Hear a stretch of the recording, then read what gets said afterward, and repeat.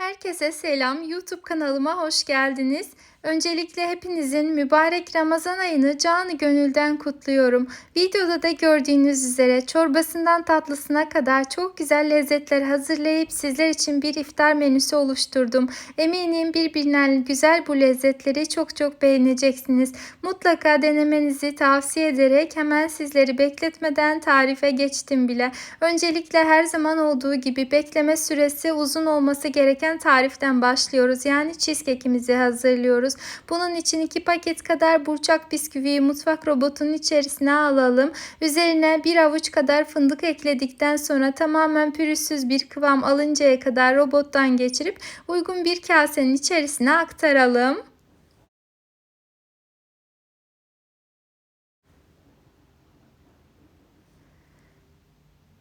Ardından 1 kahve fincanı kadar süt ve 1 kahve fincanı dolusu kadar eritilmiş tuzsuz tereyağı ekleyip malzemeleri güzelce karıştıralım.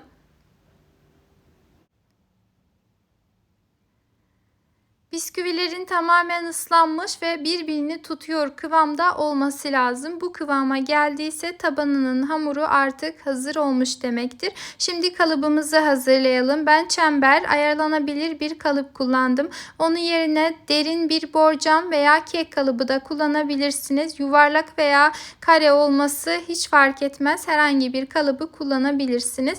Videoda gördüğünüz şekilde öncelikle yağlı fırın kağıdının kenarlarını kestim. Ardından içerisine kolaylıkla yerleştirdim ve hazırladığım karışımı içerisine ilave edip öncelikle her tarafını güzelce eşitleyeceğim.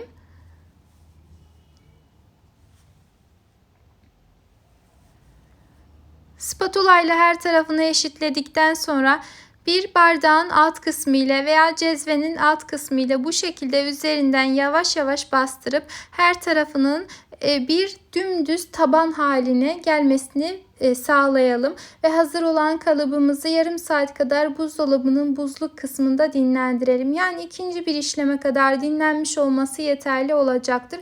Önemli olan içerisindeki tereyağının donmuş olması.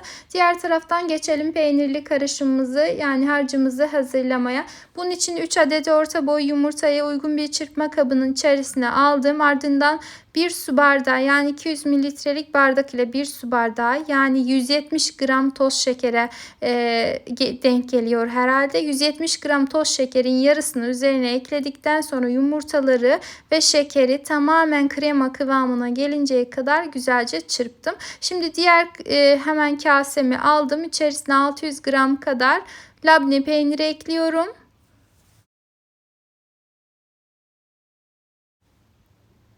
Labne peynirinin üzerine 200 mililitre kadar kutu krema ilavesi yapalım ve krema kıvamını alıncaya kadar çırpmaya devam edelim. Çok hızlı gösteriyorum ama bu kadar hızlı değil tabii ki de. Tamamen kremamsı kıvam alıncaya kadar çırptım. Ardından üzerine geriye kalan şekeri ilave edip çırptıktan sonra mikserin en düşük devrinde azar azar hazırladığımız yumurtalı karışımı ekleyelim. Diğer taraftan 3 dolu yemek kaşığı kadar mısır nişastası ve 1 paket toz vanilini hemen hızlıca elekten geçirelim. Bu arada mikseriniz stand mikser değilse, en düşük ayarda çalışmıyorsa bu işlemleri tamamen malzemeleri yani 3. aşamaları malzemeleri birbirinin üzerine ekleme aşamalarını mutlaka bir spatula ile gerçekleştirin ki kabarıklığı sönmesin. Tek seferde değil azar azar kuru malzemelerimizi ekleyip güzelce karıştırdıktan sonra bu şekilde artık hazır oldu. Hemen hızlıca buzluktan çıkarttığım kalıbın içerisine aktarıyorum.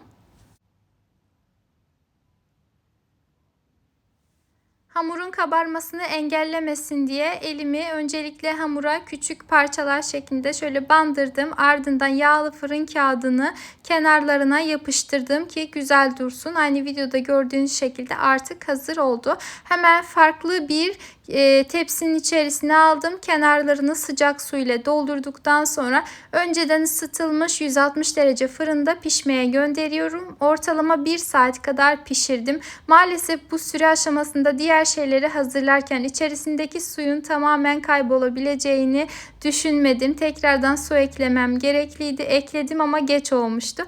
O yüzden üzerinde çatlaklar oluştu. Daha önce tarifi paylaşmıştım. Kesinlikle çatlamamıştı.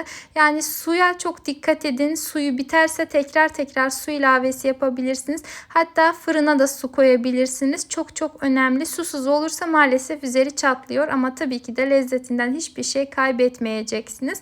Hemen hızlıca sosunu hazırlamaya geçtim. Sosu için 250 gram kadar orman meyvesi veya çilek alalım. Dondurulmuş olduğu için öncelikle üzerine 1 su bardağı şeker ekledim. Birazcık donunun açılmasını bekledim.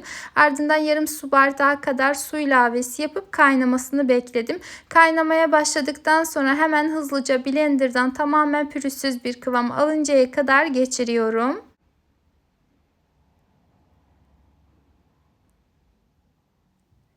Blenderdan geçirdikten sonra 3-4 dakika boyunca tekrardan kaynattım. Ardından geriye kalan yarım su bardağı, yani ilk önce yarım su bardağı ekleyip kaynatmıştık. Geriye kalan yarım su bardağına ise bir dolu yemek kaşığı kadar mısır nişastası ekleyelim. İçerisinde tamamen çözündürdükten sonra, yani pürüzsüz bir kıvam aldırdıktan sonra hemen hızlıca sosun üzerine ilave edip öncelikle sürekli karıştıralım. Ardından yine karıştırmaya devam edelim. Kısık ateşte veya ocağınızın kısık gözünde 3-4 dakika boyunca kaynatın. Sürekli karıştırmayı da ihmal etmeyin ki dibi tutmasın.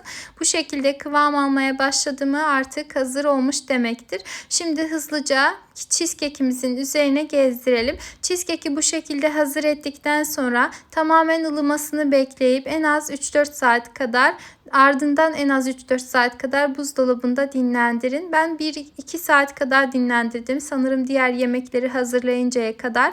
Yine de çok fazla dinlenmedi. Yine de güzeldi tabii ki de, kıvamı olmuştu ama cheesecake genellikle öyle bir tariftir ki mutlaka bir gece kadar dinlendirmeniz lazım ki tam o kıvamı, lezzeti yakalayabilirsiniz. Şöyle her defasında kestiğimizde ise mutlaka bıçağımızın ucunu bir peçete yardımıyla güzelce silelim ki görüntüsü bozulmasın. Umarım ne demek istediğimi anlamışsınızdır. Süslemek için de ben yeşil fıstık ve de yine ahududu kullandım. Sizler dilediğiniz bir şey kullanabilirsiniz. Tamamen size kalmış. Ve son dokunuşlarımızı da yaptıktan sonra artık cheesecake'imiz servise hazır hale geldi. Hemen onu bir köşede beklemeye alalım. Şimdi geçelim köftemizi, yani ana yemeğimizi hazırlamaya. Köfteli patlıcan sarma hazırlayacağız. Önce köftesinin hamurunu yoğuralım. Bunun için 500 gram kadar orta yağlı dana kıymayı uygun bir kaseye aldıktan sonra üzerine 1 adet rendelenmiş soğan, 1 yumurta beyazı, sarısını çorbada kullandığım için beyazını burada değerlendirdim. İsteyenler bir bütün yumurta da kullanabilirler. Baharat olarak çok az miktarda kekik, karabiber, tuz, pul biber ve de toz kırmızı biber kullandım. Ortalama 4-5 dakika güzelce kıvam alıncaya kadar köfte hamurunu yoğurmayı ihmal etmeyelim. Ardından elimizle böyle yuvarlak şekil verelim. Bu aşamada köfteleri ne kadar yayvan yaparsanız, yani üzerinden bastırırsanız o kadar güzel olur. Çünkü tavada pişireceğimizden pişirme aşamasında bildiğiniz üzere birazcık kabaracaklar. O yüzden olabildiğince üzerlerinden bastıralım. Böyle yayvan köfteler hazırlayalım. Yuvarlak olmasına da dikkat edelim. Ve hazır olan köftelerimizi hemen hızlıca buzdolabına kaldıralım. İkinci bir işleme kadar orada beklesin. Geçelim patlıcanlarımızı hazırlamaya. Bunun için 5 adet bu şekilde orta boylarda ama uzun olacak şekilde patlıcan kullanacağız. Patlıcanları güzelce yıkadık, tabi hazırladım. Her aşamayı çok detaylı şekilde göstermiyorum. Önemli olan kısımlarını gösteriyorum. Baş kısmını kestikten sonra her iki tarafından ince şekilde kesip çıkardım. Ardından ince uzunluğuna olacak şekilde patlıcanları dilimliyorum.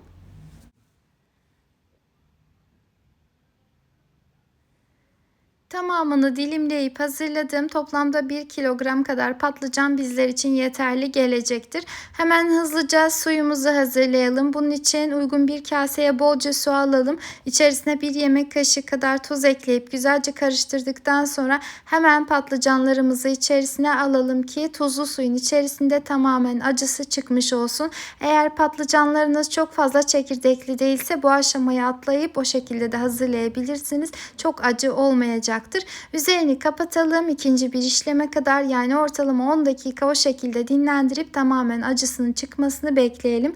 Diğer taraftan patatesleri hazırladım ben ama çok ayrıntılı göstermedim. Tabii herkes patatesi nasıl soyacağını, doğrayacağını biliyor. Uygun bir tavaya biraz sıvı yağ aldım. Çok fazla olmayacak şekilde patatesleri de yine aynı şekilde videoda gördüğünüz gibi çok kalın veya ince olmayacak şekilde doğramıştım. Arkalı önlü olacak şekilde kızartıyorum. Toplamda 3 adet orta boy veya 3-4 adet kadar patates de yeterli gelir. Bu aşamada artık patlıcanlarımın da acı suyu çıkmış. Suyun içerisi tamamen renklenmiş. Videoda gördüğünüz gibi hemen suyun içerisinden alıyorum. İsterseniz bir bez ile hemen üzerini kurulayabilirsiniz veya peçeteyle, yani mutfak havlusuyla kuruladım ben. Çünkü mutfak havlularımın, yani bez olan havlularımın rengini karartabileceğinden, videoda gördüğünüz üzere hemen ellerim de kararmış zaten.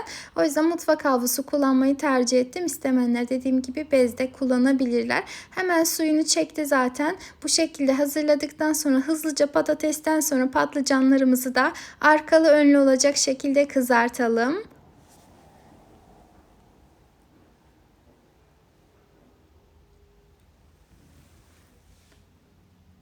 Çok fazla kızartmanıza, yani çok fazla kıpkırmızı olmasına gerek yok. İkinci defa pişireceğimiz için sadece hafiften kızarmış olması yeterlidir. Bir de çok fazla yağ kullanmamaya özen gösterin. Hatta isteyenler fırında da kızartabilirler. Tamamen size kalmış. Bu şekilde patlıcanlarımızı da kızarttık.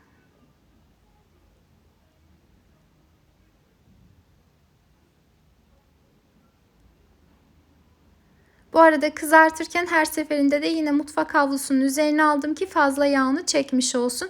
Ardından tavanın içerisindeki yağın tamamını boşalttım. Hafif yağlı bir şekilde kaldı. Ocağımı kısık ateşte, tavamı tekrar güzelce ısıttım. Ardından hemen tekrardan yassılayarak köfteleri içerisine alıyorum. Tekrar yassılamamın sebebi, az önce de söylediğim gibi, pişerken kabaracaklarından emin olduğum için, birazcık da yayvan olmalarını istediğim için tekrar elimle biraz büyütüp o şekilde tavaya aldım. Orta yağlı kıyma olduğu için kendi yağını zaten salacaktır. Bir tarafını diğer tarafına çevirmeden önce suyunu salıp tekrardan geri çekmesini bekleyin ki köfteleriniz lezzetli olsun. Ardından diğer tarafına çevirin. Ara ara çevirerek pişirmeye orta ateşte devam edin. Daha sonra ben tavanın kapağını kapattım. Bu şekilde börek tavasında pişirmek çok güzel oluyor. İçerisi de çok güzel bir şekilde pişmiş olacaktır. Kızardığını düşündüklerimi hemen servis tabağının içerisine aldım. Başta hiç yağ kullanmamıştık. Tamamen yağsız tavada pişirdik. Kendi yağında, yağını tamamen dışarıya vermiş, gördüğünüz gibi çok güzel bir şekilde köftelerimiz kızarmış. Izgara tadında çok güzel oluyor. Mutlaka tarifi deneyin derim. Bu şekilde hazırlamasanız bile bu köfteler gerçekten çok lezzetli. İsteyenler içerisine taze yeşillik de ekleyebilirler. Ben normalde sade olacak şekilde hazırladığımda taze kişniş eklerim genellikle. İsteyenler, yani damak zevkinize uymuyorsa maydanoz da kullanabilirsiniz. Hemen ben geçtim artık hazırlamaya. Aynı videoda gördüğünüz şekilde şekil verdikten sonra fırın kabımızın veya borcamımızın içerisine ters çeviriyoruz.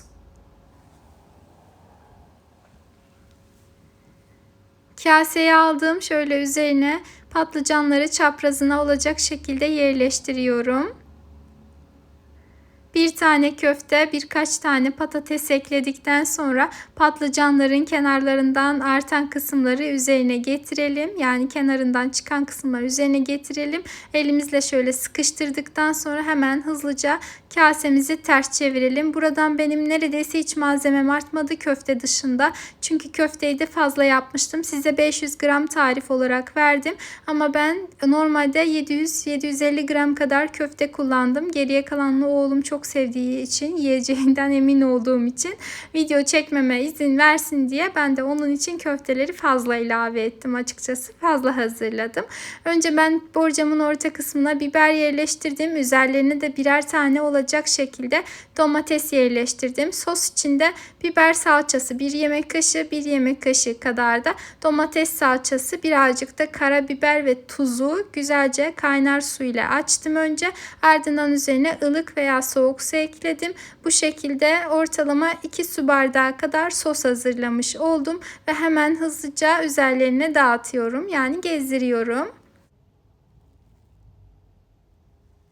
Ve ana yemeğimiz artık hemen fırına gitmeye hazırdır.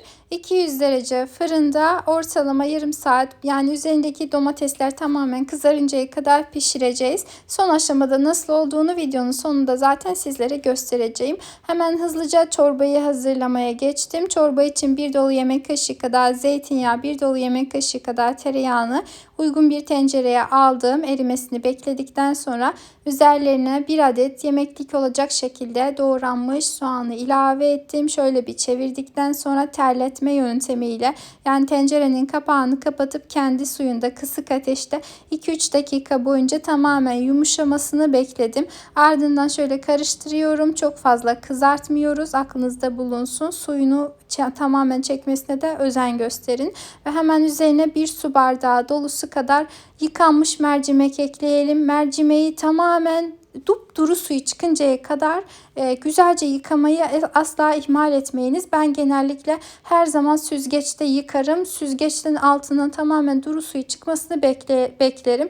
Bu tarife ben sarı mercimeği çok yakıştırıyorum. O yüzden sarı mercimek kullandım. İsteyenler kırmızı mercimek de kullanabilirler. Tamamen size kalmış. Üzerine 1 yemek kaşığı da un ekledim. Unun kokusu çıkıncaya kadar mercimekle birlikte kavurduktan sonra azar azar su ilavesi yaptım. Bu şekilde tamamen mercimekler içerisinde ezilmeye başlayıncaya kadar güzelce pişirdim. Hemen peşinden üzerinin terbiyesini hazırlayalım. 1 tane yumurta sarısı, 2 yemek kaşığı kadar limon suyu, 1 çay bardağı kadar da sütü güzelce çırpalım.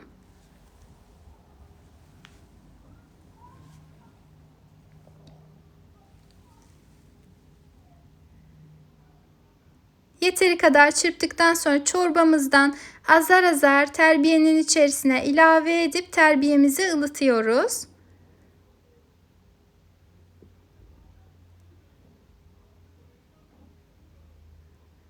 Şimdi hazır olan terbiyemizi çorbamızın üzerine hızlıca ekleyelim ve karıştırmaya devam edelim. Tekrardan kaynamaya başlayıncaya kadar mutlaka karıştıralım. Kaynamaya başladıktan sonra tamamen pürüzsüz güzel bir kıvam alıncaya kadar hızlıca çorbamızı blender'a geçirelim.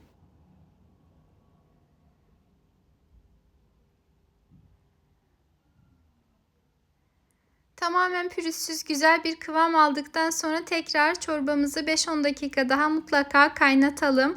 Ve üzerinde bu şekilde köpükler toplanırsa eğer biz onları da alalım. Çok fazla köpüklenmez zaten ama az miktarda mercimek çorbası olduğu için olabilir. Ben onları güzelce topladım ve hemen üzerine sosunu hazırlıyorum. Sos için 1 dolu yemek kaşığı kadar tereyağını tavanın içerisinde erittikten sonra üzerine 1 tatlı kaşığı kadar pul biber ve 1 tatlı kaşığı kadar nane ekledim. Şöyle güzelce karıştırıyorum. 1-2 defa şöyle hızlıca karıştırın. 30 saniye içerisinde çok fazla bekletmeden hemen sosunu üzerine gezdirin. Neden hemen hızlı? Çünkü nane ve pul biber yanınca gerçekten tadı hiç güzel olmuyor. O yüzden hemen üzerine ilave ediyoruz. Bu arada çorbamızın ismi Çeşmi Nigar çorbası. Osmanlı mutfağından çok nefis bir çorba. Klasik mercimek çorbalarından bence çok daha lezzetli ve de herkesin çok fazla yani bilmediği bir çorba açıkçası. Mesela bir mercimek çorbası ezogelin derken herkes bilir ama Çeşmi Nigar dediğinizde çok fazla bilinmediği için özellikle davet sofralarınıza çok yakışacağını düşündüm. Gerçekten de çok lezzetli bir tarif. Bu arada video hızlı olduğu için kıvamı çok fazla duru gibi görünebilir ama tam kıvamında ve de çok güzeldi. İsteyenler kıvamını koyulatmak için yani su miktarını birazcık daha az tutabilirler. Tamamen size kalmış. Çorbamız da hazır olduğuna göre geçelim mezemizi hazırlamaya. Mantar mezesi hazırlayacağız. 400 gram kadar mantarı önce kabuklarını soydum. Açıkçası elimle tek tek soydum. Ardından hızlıca sudan geçirdim. Aslında ne soyulmaz ne de sudan geçirilmez diyorlar. Ama ben her ikisini de yapıyorum açıkçası. Çok içime sinmiyor. Çünkü çok fazla üzerinde siyah toprak gibi kalmış oluyor. Eğer hiç yoksa tertemizse tabii ki de o şekilde de kullanabilirsiniz. Tamamen size kalmış. Mantarları küçük küçük doğradıktan sonra 2 yemek kaşığı kadar tereyağını hızlıca uygun bir tencereye aldım. Yayvan olmasına dikkat edin. Tavada kullanabilirsiniz. Ardından doğradığım mantarları içerisine ilave ediyorum ve kendi suyunu salıp geri çekinceye kadar pişiriyorum. Mantar pişirirken dikkat etmeniz gereken en önemli şey tencerenin kapağını asla kapatmamak. O şekilde olduğunda işte böyle ağzı açık bir şekilde nasıl pişiyor diye düşünebilirler. Bazı kişiler bana çok fazla soruyor. Özellikle söylemek istiyorum. Ama asla öyle bir şey yok. Tencerenin kapağını kapattığınız anda mantar bildiğiniz kemikleşmiş gibi garip bir kıvam alıyor. Asla o lezzetini yakalayamıyorsunuz. O yüzden mutlaka tavanın ağzı açık bir şekilde kısık ateşte güzelce tamamen suyunu salıp kendi yağına düşüp kızarıncaya kadar mantarımızı pişirmeye ihmal etmeyelim. Ardından 2-3 diş kadar sarımsağı geçirdim. Gördüğünüz gibi sarımsak eziciden üzerine 3-4 yemek kaşığı kadar dolu dolu süzme yoğurt ekledim. Güzelce biraz tuz ilavesi yaptıktan sonra da güzel güzel karıştırdım. Ardından soğumuş olan mantarları üzerine ekledim. Çok fazla kaynar olmasın, yani ılık olsun. Kaynar olursa yoğurdumuzun kıvamını biraz sulandırabilir. Ne kadar süzme yoğurt olmuş olsa bile. Bu arada süzme yoğurdunuz yoksa normal yoğurtla da deneyebilirsiniz. Ama tabii ki de kıvamı bu şekilde olmayacaktır. Hemen hızlıca böyle bir servis tabağına alalım, yayalım. Üzerine yağını gezdirdiğimizde her tarafa dağılmasın diye böyle kaşıkla üzerine izler bıraktım. Ardından bir dolu yemek kaşığı kadar tereyağını yine uygun bir tavada erittim. Üzerine bir tatlı kaşığı kadar pul biber ekledim ve güzelce karıştırıyorum. Az önce de söylemiştim, pul biberi ve naneyi ekledikten sonra ocakta çok fazla bırakmayın. Hemen saniyesinde birkaç saniye sonra ocaktan almaya özen gösterin ki tadı acılaşmasın, daha da lezzetli olsun. Hemen mezemizin üzerine gezdirdim, o da artık hazır oldu. Şimdi geçelim pilavımızı hazırlamaya. Pilav için 1 yemek kaşığı kadar sıvı yağ, 2 yemek kaşığı kadar tereyağını uygun bir tencereye aldım. Pilav tenceresi kullanmaya özen gösterin, daha da iyi olur. Aldıktan sonra erimesini bekledim. Ardından 2 yemek kaşığı kadar tel şehriye ilave ettim ve içerisinde sürekli karıştırarak kavurmaya devam ediyorum. 2 yemek kaşığı kadar yeterlidir. Ben tel şehriye kullandım. Sizler arpa şehriye de kullanabilirsiniz. Ve 1 su bardağı kadar pirinci önceden 15 dakika boyunca ılık suda beklettim. Baldo pirinç kullandım. Pilavlık pirinç de kullanabilirsiniz veya basmati de kullanabilirsiniz. Tamamen size kalmış. Beklettikten sonra tekrar 1-2 kez yıkadım. Yıkadıktan sonra gördüğünüz gibi şehriyenin üzerine ilave ettim. 2-3 dakikada o şekilde suyunu tamamen çekinceye kadar kavurduktan sonra kaynar su ilavesi yapıyorum. Her pilavın pirincin üzerinde nasıl pişirilmesi gerektiği mutlaka yazıyor. Ben her zaman poşetin üzerindeki talimata uyarım ki pilavım çok güzel olsun. Sizler de o şekilde yaparsanız çok güzel olur. Benim pilavımın üzerinde, yani pirincimin üzerinde 1 su bardağı için 1,5 su bardağı kadar su yazıyordu. O şekilde de ilave ettim. Tencerenin altını kıstım ve bu şekilde kısık ateşte tamamen suyunu çekinceye kadar pişirdikten sonra üzerine bir peçete yerleştirdim. Bu şekilde tekrar nemlemesin diye. 20 dakikada ocağın altını kapatıp o şekilde dinlendirdim. Tane tane çok güzel bir pilav oldu. Bu arada köfteli patlıcan sarma da fırından çıktı gördüğünüz gibi. 200 derece fırında ortalama yarım saat kadar pişirdim. Üzerindeki domatesler tamamen kızarana kadar pişirin. Derecenin aslında çok bir önemi yok. Fırından fırına süre mutlaka değişir. Tüm yemeklerimiz artık hazır oldu. Şahane bir iftar menüsü oldu bence. İster davet sofranızı bu şekilde hazırlayın, isterseniz özel misafirleriniz için hazırlayın, ister benim gibi iftar için hazırlayın. Tamamen size kalmış ama menü olarak birbirine çok yakıştığını düşündüğüm tarifleri hazırlamaya çalıştım. Eminim sizler de denedikten sonra çok beğeneceksiniz. Tamamını olmasa bile eminim birkaç tarifi gözünüz kestirmiştir. Yani illa ben bunu yaparım, çok beğendim dediğiniz tarifler olmuştur. Ben hemen o tarifleri sizlere gösterdim soframı hazır şekilde. Son olarak cheesecake'imin de kıvamını devamını göstermek istiyorum ki aklınızda herhangi bir soru işareti kalmasın. Bu tarifi daha önce de paylaşmıştım. Çokça denenmiş ve de çok sevilmişti. Küçük aksilikler yaşamış olsam bile çok güzel oldu gerçekten. Mutlaka bunu da denemenizi tavsiye ediyorum. Üzerinin sosunu tamamen size kalmış. İsterseniz çikolatalı sos olarak da hazırlayabilirsiniz. Dediğim gibi damak zevkinize göre davranmanızı tavsiye ediyorum. Pilavım da bu şekilde tane tane, onun da nasıl olduğunu gösteriyorum hemen sizlere. Ben bu şekilde şehriyeli pilavların içerisine limon suyu ve şeker atmıyorum. Yani özellikle beyazlatmak için herhangi bir şey yapmıyorum. Videoda gördüğünüz şekilde hazırladım. Çok da güzel oldu. Önemli olan kısık ateşte uzun süre pişirilmesi. Pişirmeden önce pilavın, yani pirincin mutlaka suda bekletilmesi. Ne kadar bekletirseniz o kadar lezzetli olur, güzel olur, kolay pişer. Ve de yağ da tabii çok önemli. Yeteri kadar yağ eklerseniz tane tane pirinç olur. Hemen ana yemeğimizi de servise hazırlıyorum. Bu arada eğer videoyu buraya kadar izlediyseniz ve hala da kanalıma abone değilseniz, yani abone olmadan izliyorsanız, aboneliğin tamamen ücretsiz olduğunu sizlere belirtmek isterim. Tamamen ücretsiz bir şekilde kanalıma abone olarak bildirim zilini tüm olacak şekilde etkinleştirirseniz bir sonraki videolu tariflerimden anında haberdar olabilirsiniz. Ve de kanalımdaki diğer birbirinden lezzetli, görseli güzel, çok nefis yemek, börek, kolaylı zorlu tariflerime dikkat etmenizi, göz gezdirmenizi tavsiye ediyorum. Eminim birçoğunuzun dikkatini çekecek nefis tarifler mevcut. Bu şekilde pilavım da yemeğim de çok güzel oldu. Mutlaka dediğim gibi denemenizi tavsiye ediyorum. Denedikten sonra deneyecek olan herkese fikir olmak amaçlı deneyimlerinizi yorum kısmında bizlerle paylaşmayı ihmal etmeyiniz lütfen. Son olarak mantar mezemi de sizlere göstermek istedim. Gerçekten çok güzel bir meze. Yalnız bir şey söyleyeyim. Bir daha hazırladığımda mutlaka mantar mezenin içerisine dereotu da ekleyeceğim. Ben çok yakıştırırdım. Keşke ekleseydim dedim ama bir sonrakinde mutlaka ekleyeceğim. Sizlerin de aklınızda bulunsun. Bu şekilde iftar menümüz artık hazır oldu. Davet sofralarınızı süsleyecek birbirinden nefis tarifler için takipte kalmayı ihmal etmeyiniz. Kendinize çok iyi bakın. Allah'a emanet olun efendim.